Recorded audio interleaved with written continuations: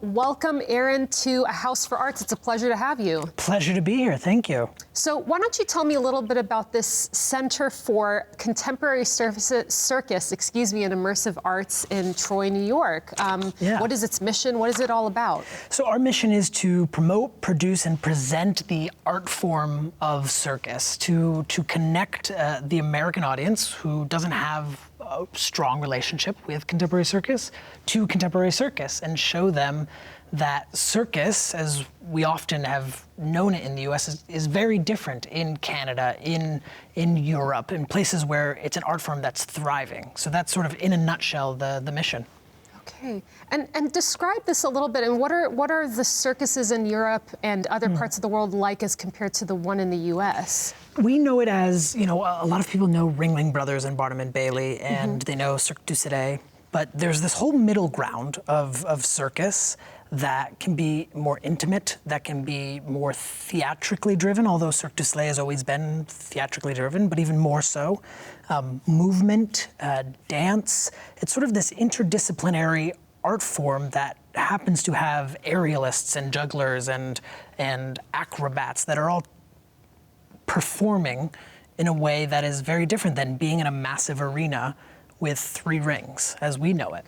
So you traditionally, at the center, have smaller audiences, I'd imagine, for this kind of more intimate experience that you're describing. Absolutely. Yeah, especially the work that we're doing. We don't have, 12,000 people in an arena. We're much more, one of the pieces that we did is called Au Garcon, and it's a clown who plays a waiter for a real dinner, a 3-course meal with wine for 12 people in a home. And we did that in Troy, where people showed up and we said, "Thank you so much for coming. Your table's almost ready.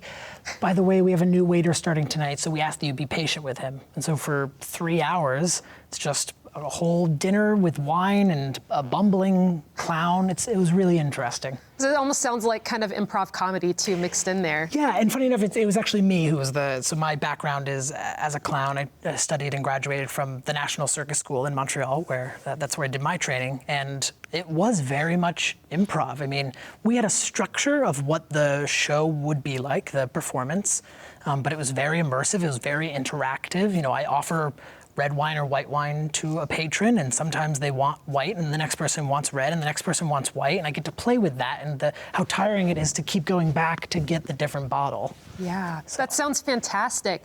I mean, I know that you want to, one of the missions of the center is to make Troy in particular a hub for contemporary circus. Why Troy? Troy and the Capital Region are so well centrally located for this type of thing, in the sense that we have Montreal, which is undoubtedly the circus hub of North America. We have New York City, which has a huge circus scene. Boston, Brattleboro, Vermont, where there's the New England Center for Circus Arts. Philadelphia, where there is Circadium, which is also another degree-granting circus school that has opened within the last couple of years. And for people to come from Montreal down to New York, stopping in the Capital Region, stopping in Troy is so easy. We're right there.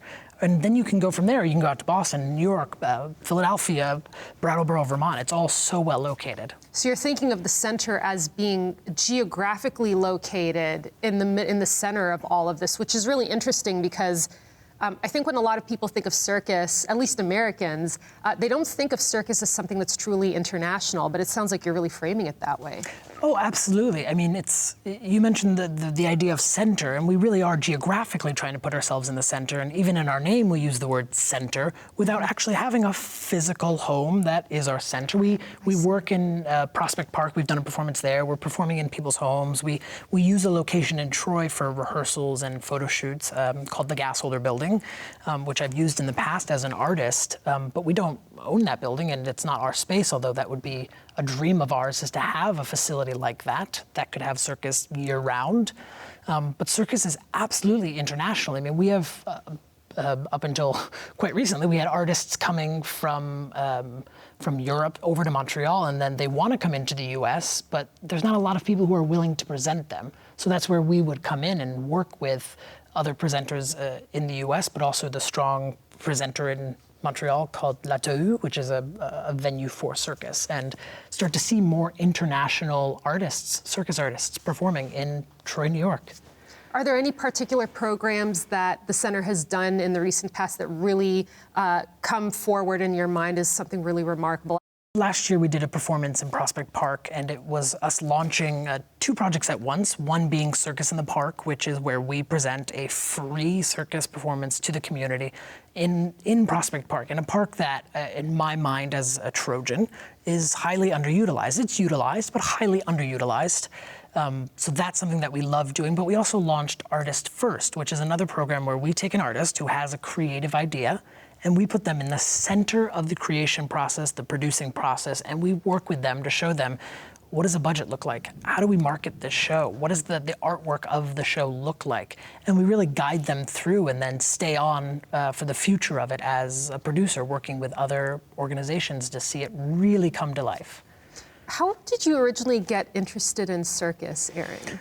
Oh gosh, so I grew up in theater, performing as an actor locally where I'm from here in the Capital Region, and went off to New York to do musical theater and playwriting, was very unhappy, had learned circus through an after-school summer program that a friend of mine who's a former Ringling clown taught, and I really loved it. I really connected with it. And when I went back to my second year at Marymount Manhattan in New York, I was unhappy and decided to take a public speaking course and talked about circus because it was so prevalent in my life.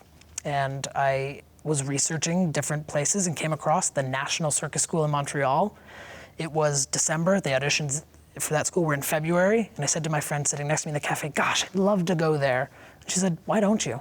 So I did what any wise person would do. I dropped out of college, spent 2 months training myself, went up to Montreal, auditioned and got in. And as they say, the rest is history.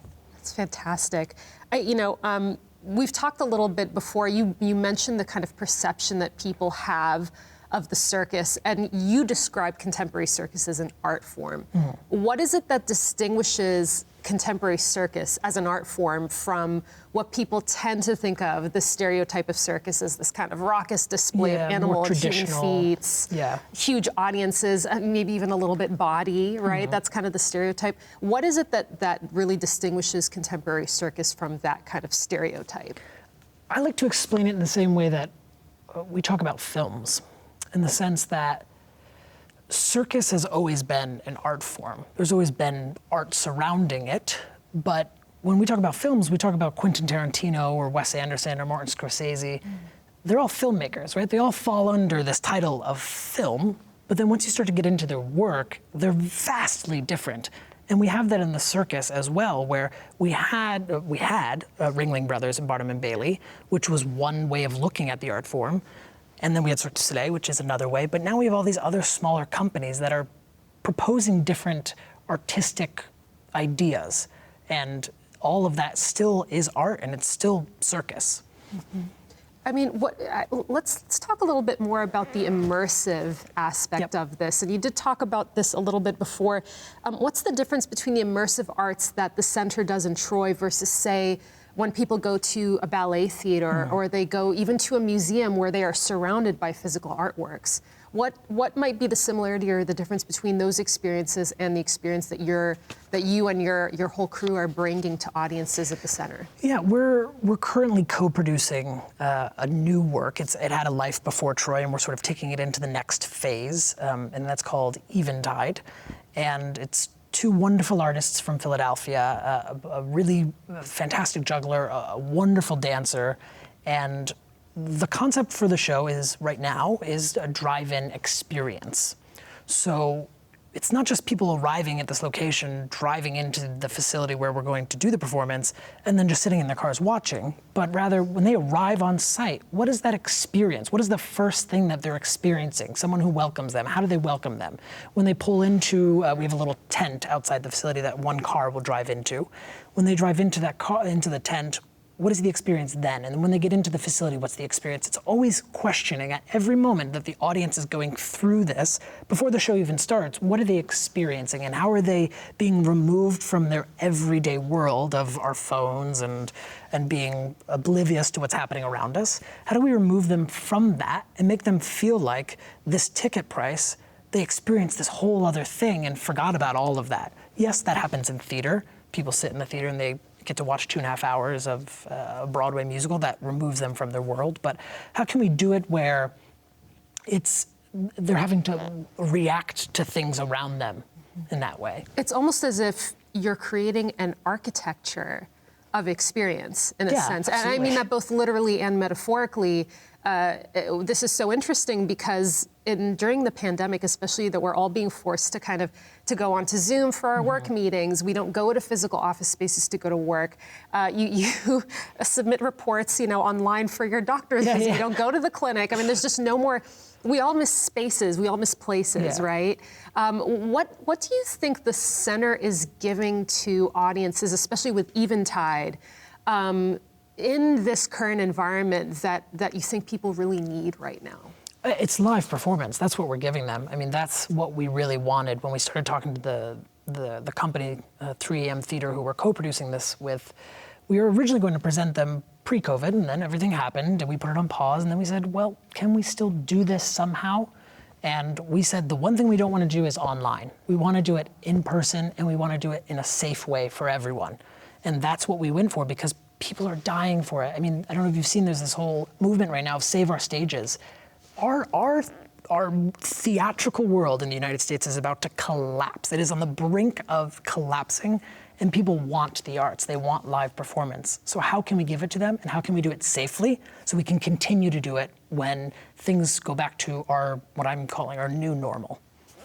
Well, that sounds absolutely fantastic, and I really hope that the center can really bring on that new normal for people in really positive ways. Thank you so much, Aaron, for being on A House for Arts. It was a pleasure speaking with you. Thanks for having me. This was great.